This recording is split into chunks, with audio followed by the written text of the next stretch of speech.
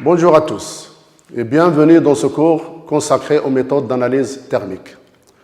La caractérisation des matériaux est souvent utilisée pour déterminer la composition en utilisant des méthodes comme la fluorescence des rayons X, la spectroscopie d'absorption atomique ou des analyses chimiques classiques. Pour avoir des informations sur la structure des matériaux, on peut utiliser des méthodes spectroscopiques comme la diffraction des rayons X, l'infrarouge, le Raman, l'ultraviolet visible, la masse ou la résonance magnétique nucléaire.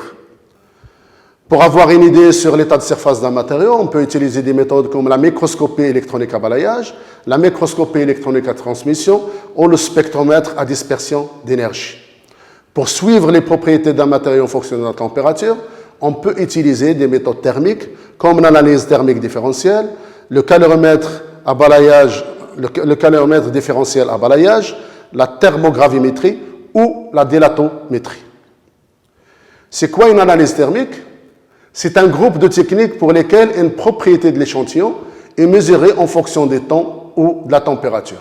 Donc ça regroupe différentes méthodes, comme l'analyse thermogravimétrique qui donne la variation de la masse de l'échantillon, l'analyse thermique différentielle, ATD, qui mesure la différence de température entre l'échantillon et une référence inerte thermiquement, ou l'analyse enthalpique différentielle DSC, qui donne la différence de flux, donc de puissance, entre un échantillon et une référence, et enfin l'analyse thermomécanique, qui donne la variation de la longueur et des volumes de l'échantillon. Donc dans ce cours, on va s'intéresser aux trois premières méthodes, l'ATD, l'ATG et le DSC, qui peuvent détecter des interactions atomiques ou bien des interactions intermoléculaires liées à un changement extérieur imposé de température. Donc cette analyse est essentielle pour rechercher les propriétés physiques des matériaux pendant tout leur cycle de vie, en recherche et développement, pour le contrôle de la production et pour l'analyse des défaillances. Donc ces techniques sont utilisées pour plusieurs études, telles que le contrôle de la pureté d'un composé, de sa composition, de sa stabilité, de son taux d'humidité, de son polymorphisme, ou bien pour déterminer des constantes thermochimiques. On peut les utiliser aussi pour analyser des produits chimiques, pharmaceutiques, plastiques, sol, textiles, céramiques, verre, etc. On peut déterminer des paramètres cinétiques et thermodynamiques de la transformation des solides en fonction de la température et de l'atmosphère utilisée. Donc on peut aussi calculer ou déterminer le mécanisme de sublimation, de formation d'un oxyde, d'une solution solide ou d'un alliage, ou pour déterminer ou pour la construction des diagrammes de phase. Donc l'analyse thermogravimétrique, donc on va s'intéresser dans cette partie court, donc uniquement à l'analyse thermogravimétrique. Donc l'ATG, elle permet de mesurer la masse d'un échantillon chauffé, refroidi ou maintenu à une température constante et sous une atmosphère définie. Donc l'ATG s'emploie le plus souvent pour l'étude des phénomènes tels que la décomposition des polymères, la corrosion des métaux sous différentes atmosphères, les réactions chimiques des composés solides, la pyrolyse des huiles, des charbons, ou pour déterminer le taux d'hydratation ou de déshydratation des solides. L'instrument utilisé s'appelle un analyseur thermogravimétrique ou une thermobalance. Donc l'échantillon est introduit dans un fort programmable en température et la variation de masse est mesurée par une balance de précision. Selon les phénomènes observés, on peut avoir soit une perte de masse comme la déshydratation, la décomposition, la désorption ou une réduction, ou bien un gain de masse comme l'adsorption, la carbonatation ou une oxydation. Selon les cas, on va obtenir soit une courbe ascendante, soit une courbe descendante. Donc on va voir ensemble un certain nombre de courbes TG qui peuvent être observées. Donc pour la première courbe, on observe qu'il n'y a pas de décomposition avec de perte de masse, donc c'est une droite linéaire, sur la gamme de températures utilisées. Donc parfois il y a des phénomènes ou des transformations qui ne s'accompagnent pas d'une augmentation de masse ou d'une perte de masse. Donc on a recours souvent à un couplage entre l'ATG avec l'ATD ou bien avec le DSC. Donc la courbe 2, ça marque une perte de masse rapide souvent caractéristiques d'une évaporation ou d'une hydratation. Donc la courbe 3 montre une décomposition en une seule étape. On peut ainsi définir la limite de stabilité en fonction de la température. Donc la courbe 4 marque une décomposition en plusieurs étapes. Donc un ensemble de températures de limite de stabilité peuvent être définies pour chaque étape. On peut faire aussi des études stéréométriques de réaction ou cinétiques complexes. Donc pour la courbe 5, on observe une prise de masse liée à la réaction de l'échantillon avec l'atmosphère. Donc exemple typique d'une oxydation d'un métal donnant un composé non volatile. Donc pour la courbe 6, c'est un ensemble de réactions, on observe un ensemble de réactions donnant lieu à une prise de masse et à une perte de masse. Donc par exemple, une réaction d'oxydation, l'oxyde formé se décompose à haute température. Donc ici, on a un exemple d'une courbe expérimentale ATG de la décomposition de l'oxalate de calcium hydraté pour donner l'oxyde de calcium. Donc on observe une décomposition en plusieurs étapes, en 3 étapes. Donc la première décomposition marque le départ de l'eau selon la réaction CaCO 2 fois H2O, CaCO2 plus H2O. Et la deuxième décomposition, il marque le départ du monoxyde de carbone selon la réaction CaCO2 qui donne le carbonate de calcium plus CO. Et la troisième décomposition, il marque le départ de CO2 par décomposition des carbonates de calcium qui donne l'oxyde de calcium. Donc souvent, des conditions d'oxydation sont appliquées à l'atmosphère inerte pour brûler le noir de carbone et déterminer la teneur en cendres en charge des polymères. Donc prenons comme exemple le caoutchouc qui est utilisé souvent pour la fabrication des pneus. Et on va voir sa décomposition. Donc on va augmenter la température normalement, d'une façon normale, jusqu'à 600. Et à 600, on va utiliser une commutation entre l'azote inerte, utilisé dans l'expérimentation, et l'oxygène. Donc pour pouvoir brûler le noir de carbone et déterminer ainsi sa composition. Donc avec cette méthode, on peut connaître la teneur de ce polymère, donc qui contient 6,4% de plastifiant, 68,2% de polymère et 21,8% de noir de carbone.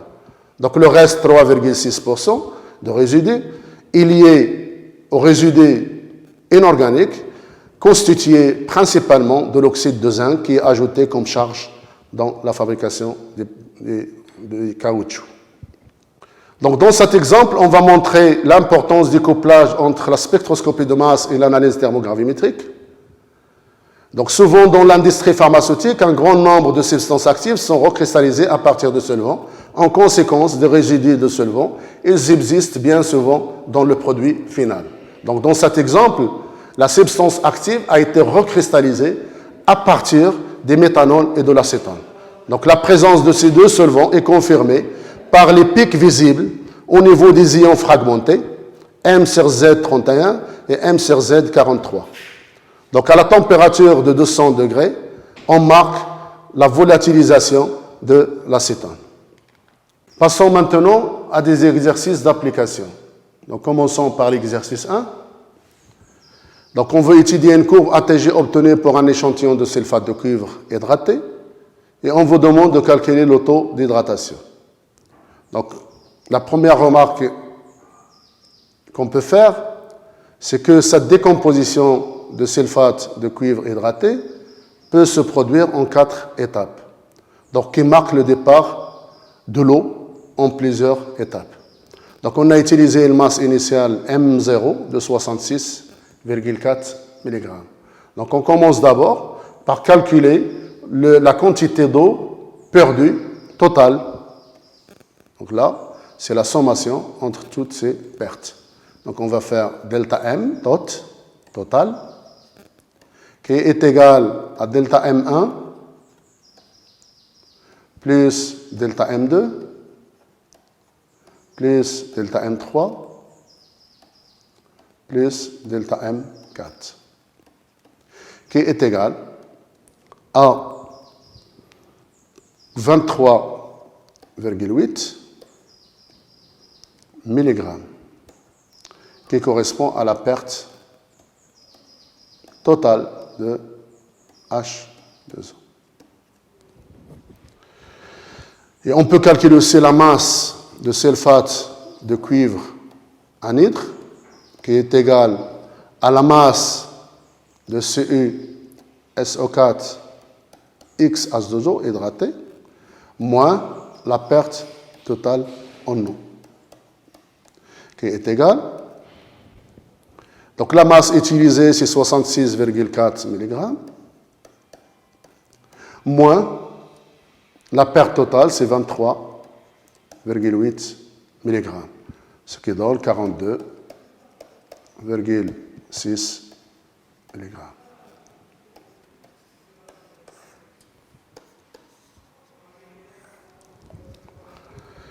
Donc on a une mole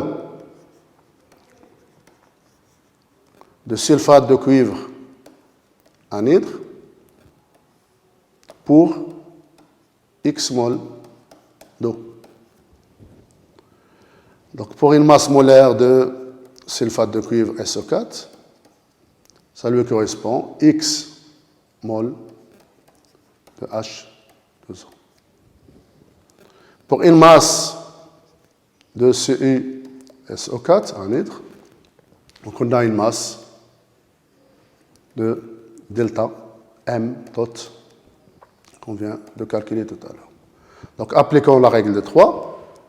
Donc on a M CuSO4 multiplie delta M total qui est égal à X fois la masse molaire de H2O fois la masse de CuSO4. Soit X égale à la masse de SiSO4 fois delta M total divise la masse molaire de H2O fois la masse de CuSO4. Application numérique, donc X égale à la masse de SiO4, c'est 160, fois delta M total, c'est 23,8, 10 moins 3, pour convertir en grammes. La masse molaire de l'eau, c'est 18, fois la masse de CuSO4, c'est 42,6, 10 moins 3. Donc, il est égal à peu près égal à 5. Soit l'oxyde hydraté, donc l'acétate hydraté, le sulfate hydraté, SiO4, penta hydraté, H4. On passe maintenant à l'exercice 2 et on vous propose d'étudier l'oxalate de niobium hydraté, ND2C2O4 3 fois YH2O, qui se fait en plusieurs étapes pour donner l'oxyde de niobium. Des analyses ont montré que les éléments volatiles sont H2O, CO et CO2. Donc on vous demande de calculer le taux d'hydratation et de calculer le pourcentage d'urée correspondant au départ de chacune des molécules, la réaction de déshydratation et le domaine de température.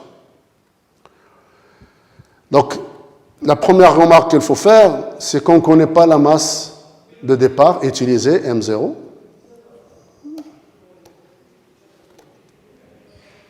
Que les premières pertes correspondent à l'eau. La deuxième perte, elle est liée au départ de CO et les deux dernières, elles sont liées au départ de CO2. Alors, donc on a un D2, C2, O4, 3 fois YH2O, qui va donner en fin de dégradation l'oxyde de niobium D2O4. 3. Donc pour une mole, celui-là, nous avons une mole de l'oxyde de niobium. Donc pour une masse molaire de ND2, C2O4, 3 fois, YH2O, ça lui correspond à la masse molaire de ND2O3.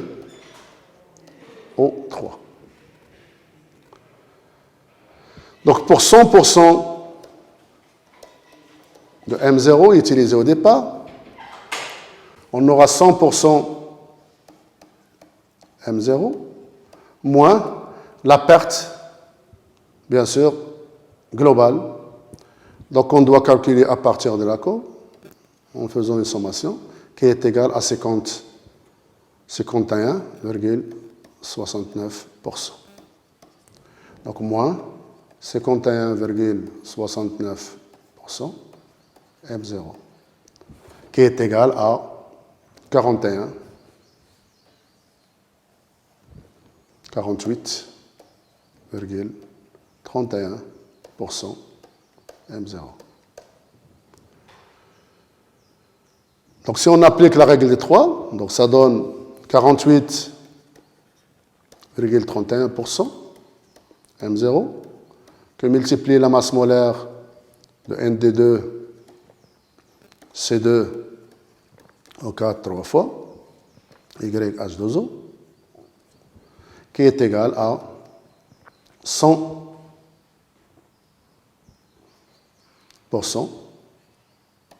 M0 fois la masse molaire de ND2O3. 48,31% M0, que multiplie la masse molaire de niobium, de l'oxalate de niobium hydraté, qui est égale à 552,48 plus 18Y, qui est égal à 100%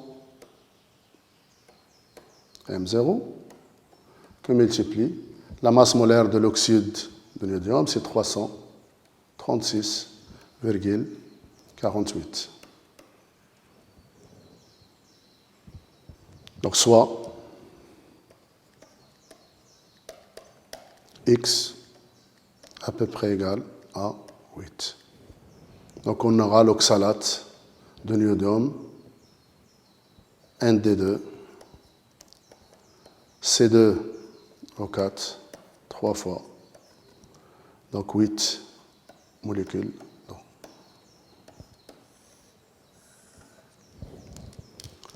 Donc à présent, on doit prélever les pourcentages expérimentaux à partir des courbes. On doit calculer les pourcentages théoriques et comparer, bien sûr, les deux pourcentages. Donc on doit d'abord calculer le pourcentage de perte, donc les pourcentages théoriques.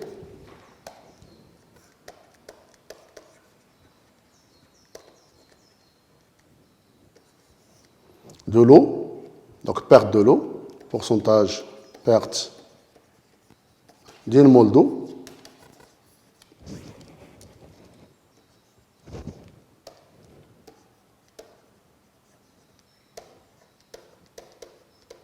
Qui est égal à la masse molaire de H2O fois 100 sur la masse molaire de ND2 C2O4 3 fois 8 H2O.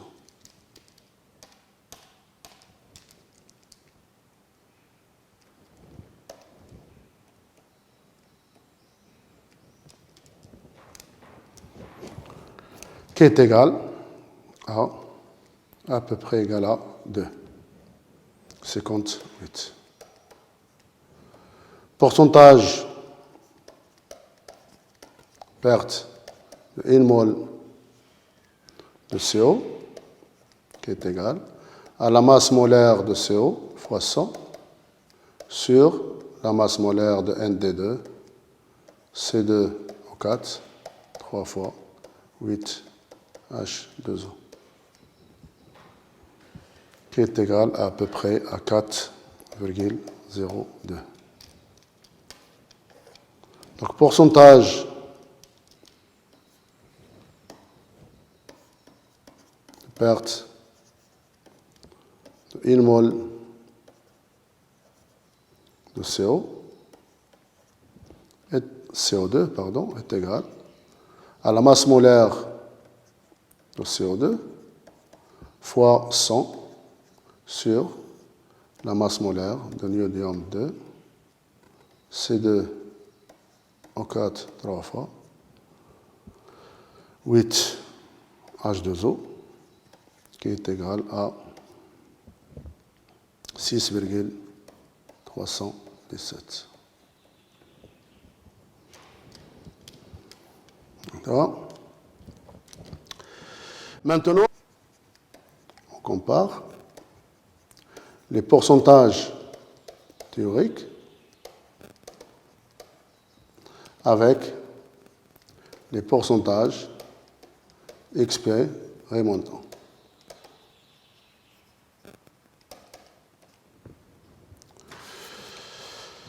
Donc, comme on a dit tout à l'heure, la première perte et la deuxième perte correspondent au départ de l'eau. Donc, on va prendre la première perte.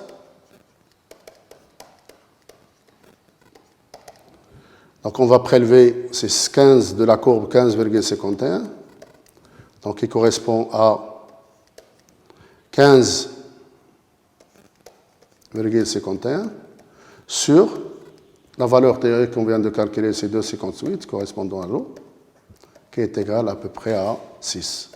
Donc on a le départ de 6 molécules d'eau. Donc la réaction 1, c'est C2O4 4 fois, l'iodium 2, 8 H2O, et on a le départ de 6 molécules d'eau, donc C2O4 3 fois 6 H2O, 2 H2O plus 6 H2O. Donc, en regardant la courbe, donc la température, donc ce départ d'eau, il s'effectue à une température de entre 90 et 200 degrés C. Donc, deuxième perte.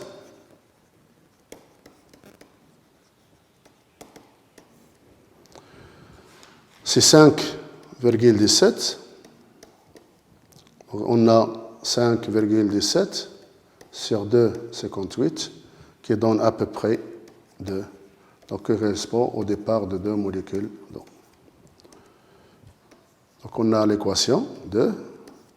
C'est ND2 C2O4 3 fois 2 H2O qui peut conduire à ND2 à l'acétate anhydre plus 2 molécules d'eau. Donc cette équation se réalise, ou là, cette réaction s'effectue entre 200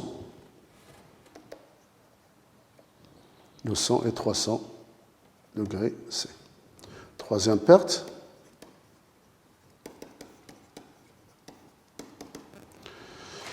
C'est 12,06. Donc ça fait 12,06 sur 4,02 qui est égal à peu près égal à 3. Donc qui correspond au départ de 3 molécules de CO. Donc la troisième réaction, c'est ND2 C2O4 3 fois plus 2. Donc ça fait, c'est ça, qui peut conduire donc à ND2 CO3, donc carbonate 3 fois, plus 3 CO. Donc, quatrième perte. Donc, cette réaction, il s'effectue entre 350, donc entre 350 et 480 degrés C. Donc, la quatrième perte,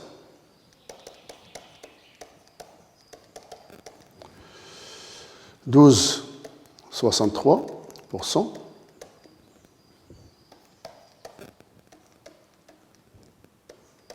Donc ça fait 12,06 sur 6,317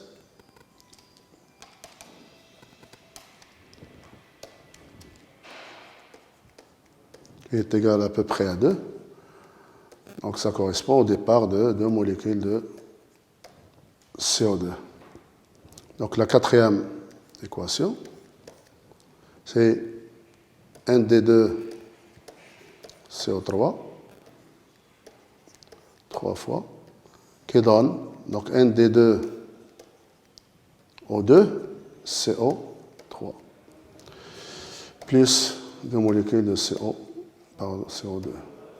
Donc cette équation serait entre 880 et 650 degrés C.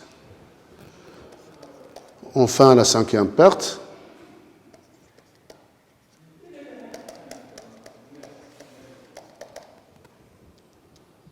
Donc 6,32%. Donc on a 6,32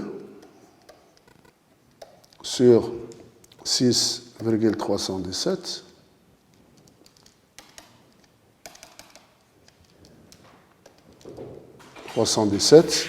Qui est égal à peu près à 1, ce qui correspond à un départ d'une molécule de CO2. Et la cinquième équation, ça fait ND2O2 CO3 peut conduire enfin à l'oxyde de l'iondium plus une molécule de CO2.